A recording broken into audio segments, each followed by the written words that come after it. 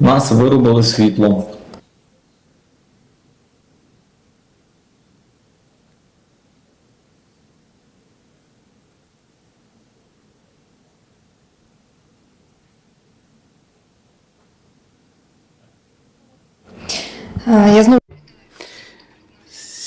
So I want to thank all those who joined us again. Unfortunately, due to technical reason, our broadcast was interrupted. Our technical team was able to resume the connection with our speaker just now, and we can continue our conversation. I'm reminding you, joining us online is Yuriy Ignat, spokesperson of the Air Force Command of the Armed Forces of Ukraine. So, Mr. Yuriy, I hope you're hearing and seeing us, because we're seeing you. And it seems like we're hearing you too. So we can continue our conversation. I would like to ask you about the UAVs of the occupiers. Lately, within the last week, our society was agitated with their manufacturing capacities of the occupiers, notwithstanding all the sanctions used against the aggressor country. So what will be the response of Ukraine?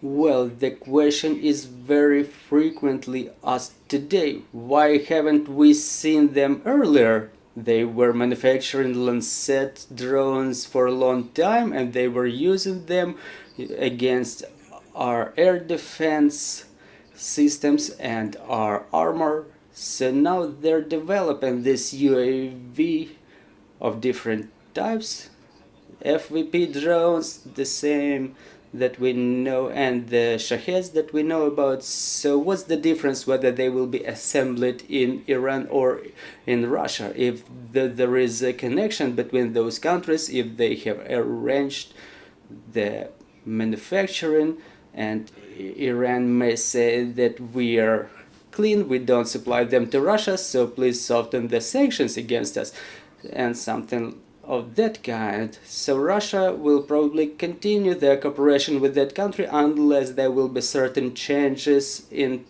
geopolitical arena in relation of those two countries. So we shouldn't expect something new. We're developing this sector of the unmanned aviation as well. Except for Mavics, there are other drones in the front lines that will be added to our defense and security forces. We will use more and more strike drones because, you see, they produce serious effect. But you've mentioned it correctly that we need, all in all, get prepared to the intensification of Russia's manufacturing of drones. So we have to use anti-drones systems. We will have to just banally down them or use the electronic countermeasures that may impact their operations. Unfortunately, we started developing the new electronic countermeasures system a little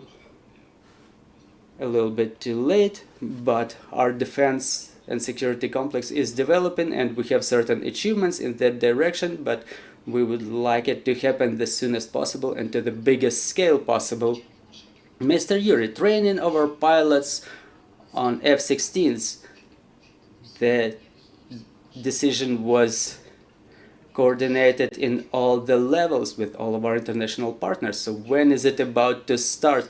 Well, there was a number of decisions. First of all, that's the direction we're moving in, the decision taken by the Air Force, decision taken by the top-level government officials, by general staff of the Ministry of Defense. Then it was discussed with the partners in different Rammstein conferences about with different countries about the handover of the F-16s. Then we've seen a number of countries which were ready to join the coalition, the aviation coalition or jet fighter coalition, which included a number of countries that are ready to support us with the aircraft.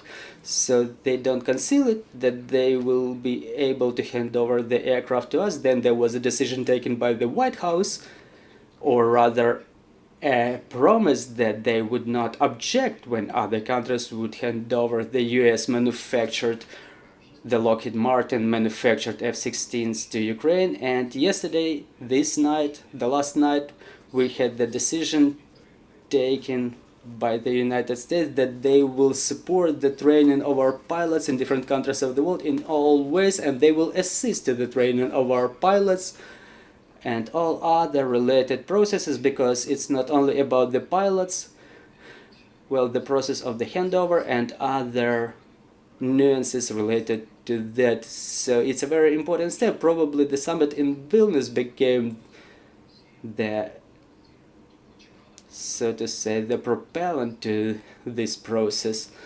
Everybody was expecting it, and yesterday the mass media was succumbing to the euphoria about something that has not yet happened. So yes, we hope that within a couple of weeks, just like Jake Sullivan said, maybe until the end of the summer, we will have our pilots set off for training on F-16s, and other groups of the young pilots will undergo the basic training, land training, with transition to training flights on the fighter jets and maybe lighter models of the fixed-wing aircraft. It will happen in a number of countries because the capacities for training of such big number of people are not available in only one country. So we see that the aviation coalition was created for a reason. Someone helps with the aircraft themselves, someone trains the maintenance team, someone trains the pilots, someone trains the tower teams, and on top of that, the armament is also important for those aerial platforms, because we will need it in different types, in serious, insignificant numbers, because the tasks are serious and we need it real bad. That were the news long expected by us. We have questions from the floor. Dear colleagues, please. Good afternoon, Mr. Yuriy, Natalia Titinenko, Telegraph. My question is about the Sumy region. It was attacked recently again. What people say that the enemy acts quite bold. They're attacking from the air. What are we going to do in this regard? Maybe we will expand the evacuation area, or is it possible to cover the area with those capabilities that we have? Thank you. Well, let me check. Let me take a look at the Sumy region so I could answer you right away. For the time being, I see the UAVs in Kharkiv region. Well, what flies in the Sumy region is the enemy using the guided aviation bombs. It's good that they don't fly too deep in the territory of Ukraine. Those aviation bombs, they still disturb the areas along the front lines, as well as the Sumy region. They also are impacted or affected by the strike drones. The airfield Sesha is not so far from the border, and it's attacked by the enemy UAVs. So we started this UAV topic. It's a real problem because they inflict strikes in the night. Mobile teams try to work in the nights, but downing drones in the night is more difficult. So we should rather count on the surface-to-air missile systems that cope with those tasks in the conditions of the night time. So what should I say? We have to reinforce our defense capabilities. There is no other options. We keep talking about this, and people keep asking the same question: can we set up the air defense capabilities along the borders so that this question is removed from the agenda? Well, for the time being, it's impossible. Should it be possible, we would have done it way earlier. And this is why we switched to discussion of F-16s in place of the UAVs. Should we have a couple of wins of it, it will increase the percentage of the enemy's air targets downing, those who inflict terroristic attacks in our country, I mean in the territory of our country. And on top of that, it would be capable of impacting the activities of Russian aviation, which is stationed along our borders. So we can't wait for F-16s to come here, and meanwhile other countries take their efforts to support us with air defense systems. There are many statements, but everything is not happening within one day, and it's not relevant to criticize them because everybody helps us to the best of their capabilities. The West was not ready to such an intense escalation by Russia. They were not ready to such a war crime, to such a terrorism committed by Russia. This is why all the Western countries, along with the United States, they intensify the manufacturing of air defense systems, the rockets, and other types of armament. The world has seen that Russians have Kinzhal missiles, the ballistic missiles, and Kinzhals cannot be destroyed using F-16s. This is why we need such things as Patriot or SAMTs. So their manufacturing should be intensified to protect against such a powerful weapon. As to Ukraine, you see, when we were entering the war, we had nothing from the West. We had Javelin, Stingers incoming. Now we're at the Patriot stage, and now I would like to say that we're at the F-16 stage, but I don't want to black eye it. Still, we see as something Western comes in gradually. Well, let's put it this way. You see, we had NASAMS coming, we had one system, then two, then more, and the same thing was going on with the SAMT and with Patriots. So this is how it's going to evolve. We are only going to get stronger, and I'm deeply convinced that Russia will get weaker because the economy of the country that all the world turned away from, they cannot exist only on oil and gas that nobody in Europe wants to buy anymore. So we have to exhaust Russia not only in a military sense but also in economic, so that they cease the aggressive actions against our country. We have more questions on the floor. Yana Milchenko, Ukrinform.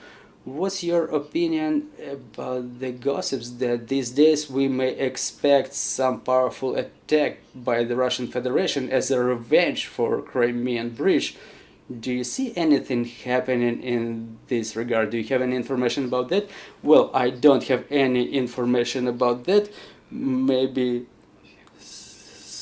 special services who deal with it have some information about that, and should they have this information available, they are hardly to make it public. We may just assume that Russians have to prove something to their people, to demonstrate something to their people, the power of Russia, those factories that they demonstrate for their internal audience.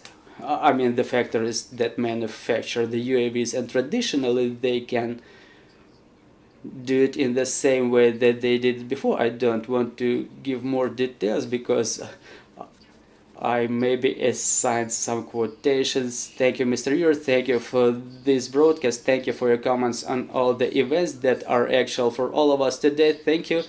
Dear colleagues, I'm reminding you joining us was Yuriy Ignat, the spokesperson of the Air Force Command of the Armed Forces of Ukraine, and our next briefing is at 1400. Joining us will be Natalia Humanyuk, head of the United Coordinating Press Center of Security and Defense Forces of the South of Ukraine, and we will be talking about current situation in the South and the events unfolding in Crimea. So stay tuned, let's work together for victory and glory to Ukraine.